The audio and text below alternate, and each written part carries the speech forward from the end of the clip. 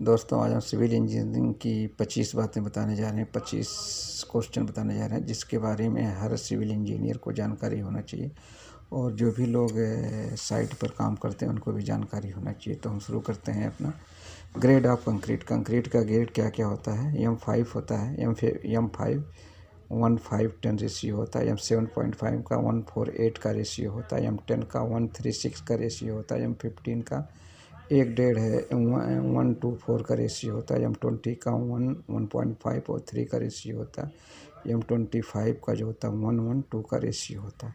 इससे ऊपर के जो ग्रेड होते हैं M30, M35, 40, 60, 80 तक के होते हैं, लेकिन ये जो होते हैं मिक्स डिज़ाइन के आधार पर होता है। इनका डिज़ाइन मिक्स किया जाता है जो कि स्ट्रक्चर में यूज किए जाते हैं। अब हम देखते हैं कि इसमें यम क्या है। M15 को हम लेते हैं तो यम क्या है, यम फॉर मिक्स होता है। और जो 15 है इसका 28 एज का कंप्रेसिव स्ट्रेंथ। M15 का 28 का जो डेट का कंप्रेसिव स्ट्रेंथ होता है 15 न्यूटन पर mm² या 150 kg पर cm² होता है। दोस्तों, हम साइज पर जो कंक्रीट बनाते हैं उसको तो हम मेजरिंग के लिए मेजरिंग बॉक्स का यूज करते हैं। मेजरिंग बॉक्स की साइज़ जो होती है 360 × 360 × 270 होती है। दूसरी साइज़ का भी हम बना सकते हैं, उसकी साइज़ होती है 300 × 380। हम डेंसिटी देखते हैं। जो सीमेंट में हम यूज करते हैं, सीमेंट की डेंसिटी होती है 1440 kg पर m³। फाइन एग्रीगेट की डेंसिटी होती है 1400 से 1600 kg पर m³। और कोर्स एग्रीगेट की डेंसिटी होती है 1450 से लेकर के 1500 kg पर m³।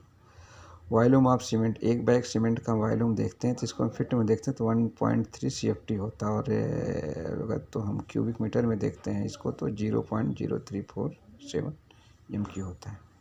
Frequency of Q sampling, जो हम कंक्रीट करते हैं उसमें जो क्यू भरते हैं कंप्रेसिव स्ट्रेंथ के लिए कितने पे कितना भरते हैं ये देखना हम।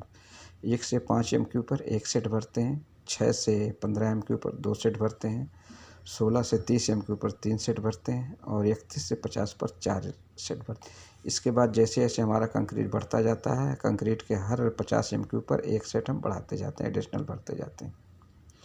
जब कंप्रेसिव स्ट्रेंथ हम देखते हैं, जैसे M20 का कंप्रेसिव स्ट्रेंथ 3 दिन में कितना होगा? 3 दिन में होगा ये करीब करीब टोटल का 28 डेज का 40% होता है, मतलब 8 न्यूटन पर mm²। और 7 डेज में देखते हैं तो ये होता है करीब करीब 65%, जो होता है 13.5 न्यूटन पर mm²। 28 डेज में तो आपको पता ही है कि 20 न्यूटन पर mm² होता है। हम बात करें ग्रेड ऑफ सीमेंट का। ग्रेड क्या होता है? ग्रेड 3 ग्रेड की सीमेंट होती है, 33, 43 और 53। 33 और 43 का यूज होता है ब्रिक वर्क, प्लास्टर और टाइलिंग के लिए। और 53 ग्रेड के कंक्रीट का यूज होता है मेनली स्ट्रक्चर वर्क में। हम आगे हम देखते हैं दूसरा है PPC क्या होता है। PPC मतलब पोर्टलैंड पोज़ोलाना सीमेंट। OPC क्या होता है? Ordinary Portland cement.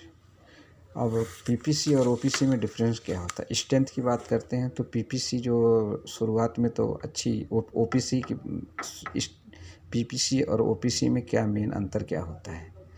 स्ट्रेंथ की बात करते हैं हम तो OPC का स्ट्रेंथ शुरुआत में ज़्यादा होता है PPC से, लेकिन PPC का स्ट्रेंथ जो होता है लॉन्गर टाइम के लिए OPC से ज़्यादा होता है।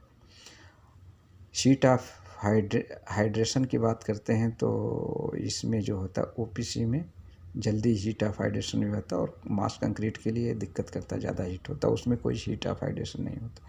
सेटिंग टाइम की बात करते हैं तो इनिशियल सेटिंग टाइम दोनों का बराबर होता है 30 मिनट, OPC का भी होता है और PPC का भी होता है। और फाइनल सेटिंग की बात करते हैं तो 600 मिनट होता है OPC का और 600 मिनट ही होता है PPC का। फाइनेंस की बात करते हैं, फाइनेंस की बात करते हैं 250 स्क्वायर मीटर पर kg होता है OPC का और 300 स्क्वायर मीटर होता है, 300 स्क्वायर मीटर पर kg होता है OPC का। वर्केबिलिटी जो होती है कम होती है, OPC की जो होती है PPC की अपेक्षा कम होती है और PPC की जो PPC की जो हाई होती है। स्पेसिफिक ग्रेविटी हम देखते हैं, कुछ मटेरियल का स्पेसिफिक ग्रेविटी, जैसे सीमेंट की स्पेसिफिक ग्रेविटी कितना होती है होती है 3.16 ग्राम पर CM क्यूब। ब्रिक्स की होती है 2 ग्राम पर सेंटीमीटर क्यूब। सैंड की होती है 2.65 ग्राम पर सेंटीमीटर क्यूब। एग्रीगेट की होती है 2.5 से 3 ग्राम पर CM। कंक्रीट की वर्केबिलिटी टेस्ट करने के लिए हम स्लम्प टेस्ट करते हैं। अब स्लम्प हमारे अलग अलग स्ट्रक्चर के हमारे अलग अलग स्लम्प होते हैं। जैसे कॉलम रिटेनिंग वॉल के लिए स्लम्प होता है 75 से लेकर के 150 mm तक। बीम्स और स्लैब के लिए होता है 50 से 100 mm तक। CC पेमेंट के लिए होता है, जो रोड बनाते हैं कंक्रीट रोड के लिए, 20 से 30 होता है। और मास कंक्रीट कहीं करना है जैसे टेम्स वगैरह में, तो इसका होता है 25 से 50 mm। और कवर की बात करते हैं, अलग अलग स्ट्रक्चर में कवर के अलग अलग स्ट्रक्चर में कवर कितना है। Minimum cover for RCC members, footing में मिनिमम 50 mm होता है, कॉलम्स में 45 mm, बीम्स में 25 और स्लैब में होता है 20 mm। स्टील का वेट कैसे निकालते हैं? स्टील का वेट निकालने के लिए हमारा फार्मूला है D²/162.2 kg। डी क्या है? डायमीटर है। अगर हम कुछ स्टील का देखते हैं, जैसे 6 mm डाया का वेट होता है 0.22 kg पर मीटर, 8 mm का होता है 0.39 kg पर मीटर, 10 mm का होता है 0.62 kg पर मीटर, 12 mm का होता है 0.87 kg पर mm, 16 mm का होता है 1.58 kg पर mm पर मीटर। इसको हम अलग अलग डाया के हिसाब से निकाल सकते हैं। अब हम आगे देखते हैं कि स्टील का हमारा लेंथ कितना होता है। जो हमारे गाड़ी में स्टील आता है उसका लेंथ होता है 12 मीटर या 40 फुट। 12 मीटर या 40 फीट का जो हमारा स्टील का लेंथ। 1 टन स्टील बांधने के लिए हमको 8 से 12 kg बाइंडिंग वायर की ज़रूरत होती है। चेयर्स का डाया मिनिमम 12 mm रखा जाता है। स्लैब में 8 mm से कम का सरिया यूज नहीं किया जाता है। कॉलम में मिनिमम जो है 12 mm का स्टील यूज होता है, और कॉलम में जो कंक्रीट होता है 20 M20 से कम नहीं होता है। डबल्स बार जो होता है 12 mm से कम का नहीं होता है, और स्टील में जो होते हैं उसके एरिया का 0.8 से 6% तक कंक्रीट होता है।